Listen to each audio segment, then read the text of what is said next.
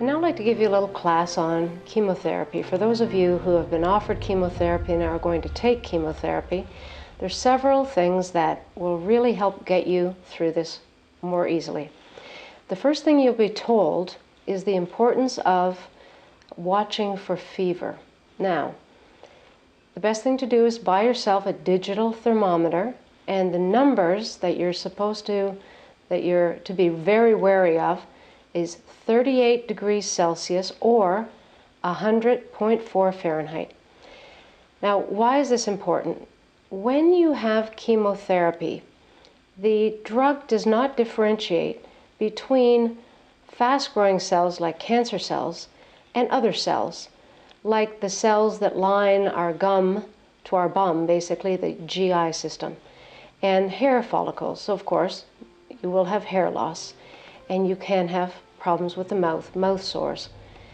And 7 to 10 days after you receive your chemo, your white blood cell count will be at a low level. We call that the nadir. And at that level, if you have an infection of any kind, the only symptom you'll have is a fever. For instance, if I was to have a urinary tract infection, it would probably hurt me to urinate. If I had pneumonia, I might have fever, chills, and I might have a productive cough. Or if I had a rectal abscess, it would hurt to sit on my bum. But if I am on chemotherapy and my white cell count has dropped, the only symptom I'm going to have is a fever. So if you get a fever of 38 degrees Celsius or 100.4 Fahrenheit, you must immediately go to Emerge. Don't take Tylenol, don't lie down and think about it. You go directly to Emerge because this is a potentially life-threatening condition. And in Emerge, you will say, I'm a chemo patient and I have a fever, and there are protocols in all the hospitals.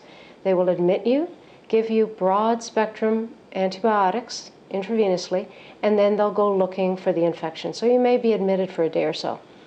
Now, over the years, some bright light also found out, do we have to wait until women have this condition? We call it febrile neutropenia, which means your white cell count is low and you've got a fever. Do we need to wait until these women are that ill that they need to be hospitalized? And now, in certain chemotherapy regimens, there's a medication that's offered, and it's got a fancy name. It's a granulocyte colony stimulating factor, GCSF. There are two of them. One is called Neupogen, and one is called Neulasta. Now, if you don't have insurance, everything's covered, by the way, Neupogen will be your drug of choice. And that is given subcutaneously under the skin, like with an insulin-sized needle, like diabetics give, one shot every day for 10 days after each chemo. So let's say you're going to have a total of 4 cycles of chemo. That's getting chemo every 2 to 3 weeks for 4 different times. So sometimes the cycles are from 4 to 6, maybe 8. So that would be 10 shots after each cycle. So 4 cycles, 4 times 10, that's 40 injections. And you'll be taught how to give it to you yourself. Or you could go to a clinic where you would be given the shot. Now, if you have insurance, there's another drug called Neulasta. N is a Norman, E-U-L-A-S-T-A. What's the difference? Neulasta is 1 shot after each chemo, 1 day. So that's 4 times 1, which is 4 shots. Well, 4 versus 40, what would you choose? So the very best thing for you to do in advance is to call your insurance company and see what insurance you have. Ask if you have a maximum or you have a cap, for instance, $5,000. And then they will ask for the DIN number, the DIN number, which I'm going to give you. And that number is 022-49790. And also there's another company, if that's a problem, called Amgen, and they run something called the Victory Program, and you'll see the number and the DIN number on my website, www.faceitbreastcancer.com. But in most cases, you can get that covered, and it does make a big difference. We can use EMLA, the local freezing cream I mentioned earlier, that's topical. You can use that to numb the area before you give yourself your shot. So we've talked about fever, we've talked about what you could do to decrease the white cells from getting so low using something like Neupogen or Neulasta. The next thing we're going to talk about is oral care. It is very important to take very good care of your mouth. I suggest you get a new, very soft toothbrush, Sensodyne toothpaste, the kind that's in the pink box. It's kind of an icky, mousse-like consistency, but it's very gentle. You don't want to use any kind of mouthwash that has alcohol in it at all. 4 times a day you want to brush your teeth and use a rinse with some warm water, a bit of salt, and a bit of baking soda. You want to really keep the mouth clean. And during chemo, they normally have this in most chemo suites, but if not, bring a bag of chipped ice with you. And as you're receiving your chemo, just suck on the chipped ice, and that will decrease your chances of getting any kind of mouth sores.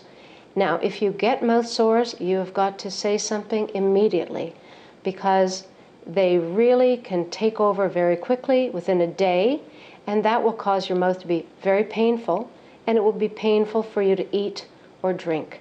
And there are a number of treatments that you can use. There's even something that can be made, it's on script, called Magic mouthwash. And it's just a combination of a variety of things to help calm down the mouth sores. The other thing I mentioned earlier with chemo is you will have hair loss. And I've done a lot of research looking at wigs. Some women choose not to wear wigs. They can wear a turban. But of all the places I've looked, in London, Toronto, Michigan, in the States, there seems to be the best one that gives the best quality and price is a place called Continental Hair, and that's in Toronto. And I actually have all the information on my website, but you can go onto their website, and it's www.continentalhair.com. So we've talked about oral care, fever, how to decrease the white cells from dropping, hair loss, nausea and vomiting. I'm going to tell you a story, and it's the story of the ferret versus the rat. Interestingly, rats don't vomit, but ferrets do. So many of the early studies were done on ferrets. Many people are very concerned about nausea and vomiting in the treatment of breast cancer with chemotherapy. And I'll tell you why people do not vomit, or they vomit very rarely. And it's because of the ferret story. Knowing that ferrets could vomit, poor little ferrets were subjected to nausea and vomiting-inducing chemotherapy. And then they were given a medication that ends in tron. We now have these drugs available to be given during your chemo, intravenously, or in pill form. They all end in tron. One is called ondansetron, and there's another one called granisetron. And there's a new one that works a bit differently called Emend, E-M as in Mary, E-N-D. So these medications, when they were given to the little ferret, stopped vomiting in 5 minutes. So sad to say that weight loss is not normally a factor in the treatment of breast cancer with chemotherapy. Sorry, some women almost wish that might be the case, but no. In fact, you might even gain weight, because in order to prevent nausea and vomiting, you're also given some steroid medication called dexamethasone. And that is before and after chemo to prevent nausea and vomiting, because there's 3 kinds of nausea and vomiting. One you get almost immediately from finishing chemo. The second one you might get a couple of days later. So there's immediate nausea and vomiting, delayed nausea and vomiting, and we want to avoid that. Or you can get the third kind, which is called anticipatory nausea and vomiting. And this really stinks, because it's been about 3 weeks, you're going back, or 2 weeks for your second chemotherapy. And as you approach the cancer center, you throw up in your car. You haven't even had chemo yet, but you are anticipating nausea and vomiting.